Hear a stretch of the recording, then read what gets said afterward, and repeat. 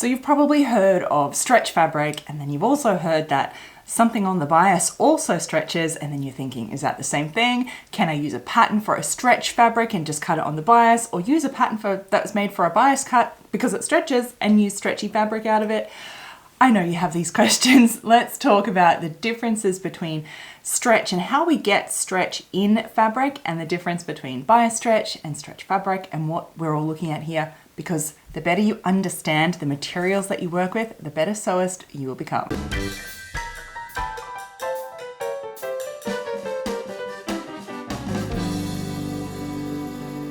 My sewing friends, welcome back. It is so delightful to have you here as always.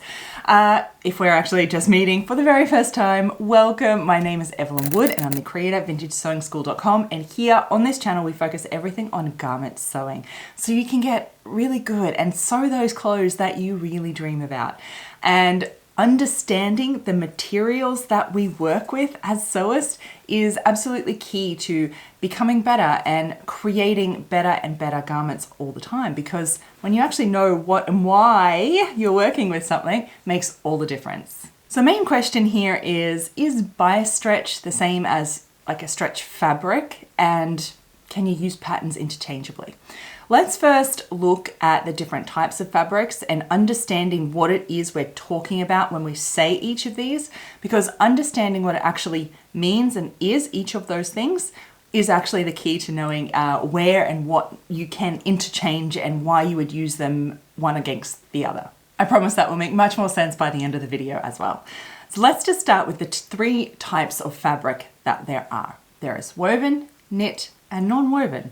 Now, non-woven is more like, think felted wool, where it's just a mat of fibers that aren't actually constructed. They're just kind of all fused together, like a little spray of fibers, and they're all fused. We're not going to talk about that one because it's not really something that we use in garment sewing a lot. So we have woven and knit. And the stretch that we get with each of these different fabrics is due to the construction. So let's start with our knit fabric. This is also known as what you might understand as your stretchy material or something like that. So just like it sounds like, this fabric is knitted. Now, let's talk about what fabric is not to begin with. Either knit or woven, fabric is not cotton, wool, silk, linen, polyester. This is not fabric. These are fibers. This is a real crash course on how fabric is made, just if you haven't ever heard this yet. This is the fibers. So think the raw wool, the raw cotton, polyester, those little furry bits that you start with. That's how it starts off with. This is the first stage of fabric. Then those fibers get twisted and spun into yarns. Think the old-fashioned spinning wheel and the spindle, and it's being pulled out into the long thread, the wool. That is creating a yarn.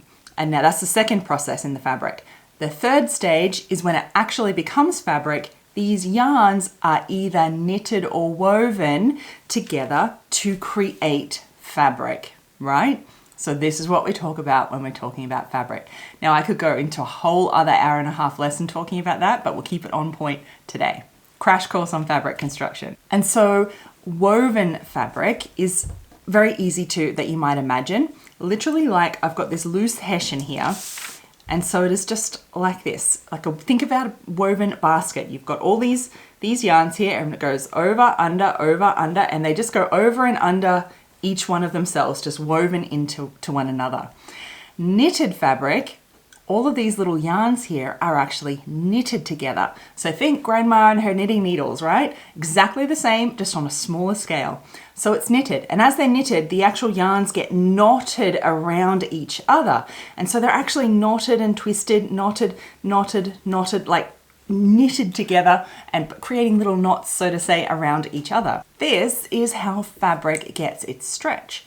This is how knit fabrics get its stretch, because all of these little knots as it's getting constructed create little loops, right? So like little loops of these fibers, right? Let's pretend my fingers are all these little loops. And then as you stretch, those loops are able to give you extra room to be able to stretch in and out. That's how knit fabric gets its stretch. Yeah? And so you can also get stretch from the fibers that it might be made from on top of that. So these are your spandex, your lycra, your elastomeric fibers, and the actual fibers themselves are stretchy. These are always only added in from like a 1, 3, 5%. So that's, you know, your cotton lycra or your something, you know, with a little bit of these stretch fibers can create stretch. And it can create stretch with those fibers in either a knit or a woven fabric as well. So I think a cotton sateen, it's a woven fabric, but it just has that little bit of give, right? That's because it is, you know, 95% cotton and 5% elastane fibers. And the fibers give it, it's not really stretch, it's only a tiny little bit of give, right? So I hope that makes sense. And as I said, this is the crash course on the fabrics, but that is how knit fabrics get its stretch, because the whole thing actually stretches due to those loops that are formed, and it allows it to actually compress and stretch back, right? That's our stretchy fabric. And then of course, the patterns are made with this stretch in mind, that the whole thing stretches, and you can have different types of stretch, and we're not going into that video of percent stretch and 2-way, 4-way, all of that. That's a whole different other video perhaps. But patterns are made with this in design. So think a tight leotard or something like that. It's actually smaller than your body because the pattern's designed that it knows you're using a knit fabric that will stretch around the whole thing lengthwise and crosswise sometimes. So patterns are designed with this knit fabric in mind. Then let us come back to woven fabrics, because that is how knit fabrics get its stretch. But woven fabrics, remember, they don't have those extra little loops. It's just over, under. Very much like this, and it does not stretch at all. And so when we talk about the bias, it's an actual grain of the fabric. And a crash course on the grain, I've got my little ruler here. How fabric is made of is of these little individual yarns, right? So I have this loose hessian here because it's really easy to see. Now fabric is made exactly the same. It's all of these little yarns through here like this. It's just that fabric is usually a little bit smaller and more tightly woven, but it's very easy to see on this hessian. This is my selvage running along here, and we have all of the little yarns that make up the fabric that run across here, like lengthwise with the grain line. These ones are also technically our warp threads, and this is our lengthwise grain, or what we might call the straight grain. And that's where we're usually always putting our grain line to be exactly parallel with the selvage edge, but is actually with these individual yarns that run this way. That's what it's really about. The selvage is just a guide because it's an edge that we can use. And then at an exact 90-degree angle, that's why I've pulled all these out up to here, is your crosswise grain, or your weft threads, to be technical. And this is our cross grain. And so this here is exactly 90-degree angle, right? We have our lengthwise, our crosswise, our two types of yarns, and then 90-degree angle. They're always 90-degree angle. Exactly in half of that, at 45 degrees, is our bias grain, or our true bias is 45-degree angle. And this grain here, as you might imagine, is kind of on the diagonal to these straight ones. Let's move this to the side. So you can see this does not stretch at all on lengthwise, doesn't stretch at all, has a little bit more give, but not much on the crosswise here. What happens when we look at our bias grain and how it gets its stretch is if we try and stretch it across the bias here, and I'll do it like it's diagonal, right? So this is bias and this is bias too. It's just in the other direction. It'll be easier to show you. Is when we do this, it stretches out because it's coming across, and it's got like little gaps where all the fibers come across, and the yarns are able to flex out a little bit. And that is how it gets its, say, bias stretch, so to say. So you can see how it would conform and stretch over your body a little bit, but you can probably already tell that's a little bit different than what it looks like on a knit, and we'll get to that in a second. So yes, knit fabrics have grain lines as well. They have warp and weft, crosswise, lengthwise grain, but it's just not as important because it's all about the stretch. And again, that is another topic for another video for another day. But yes, knit fabrics do have the same grain lines as well. It's just not as important as it is on woven fabrics. It is very, very important. So now we understand how knit fabrics, stretchy fabrics get their stretch versus how woven fabric cut on a bias gets its bias stretch. Right? And so let's bring back to the original question. Can we use a pattern made for a bias garment out of stretch fabric? Well, no. because you'll notice how different the stretch was, right? They're very different things. Now pay particular attention now to where this corner is when I stretch this on the bias here. You'll notice what happens instantly.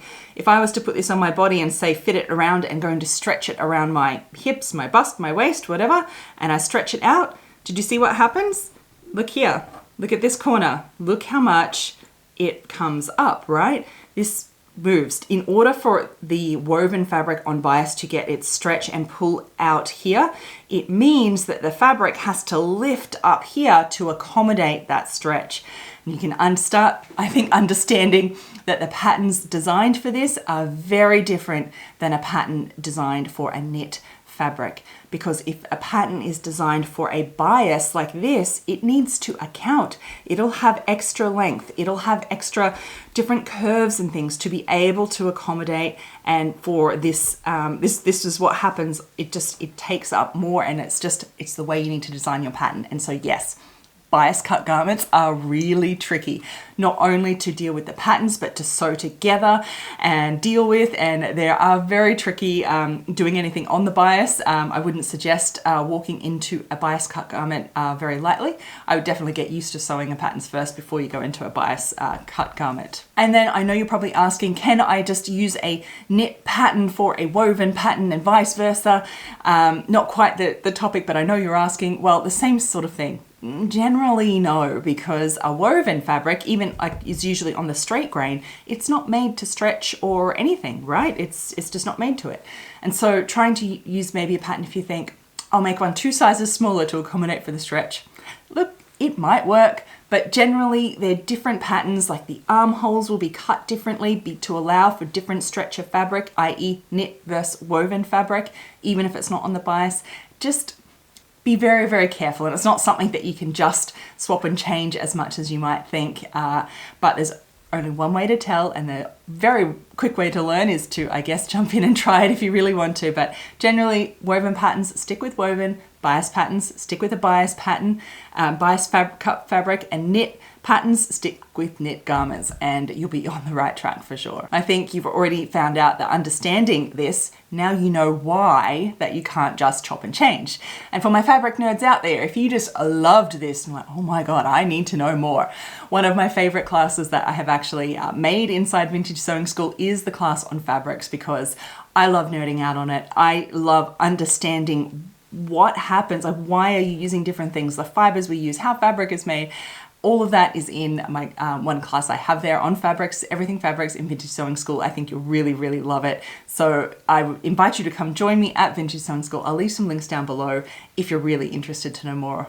And tell me, what has been your biggest light bulb moment from this video? I would really love to hear it in the comments down below.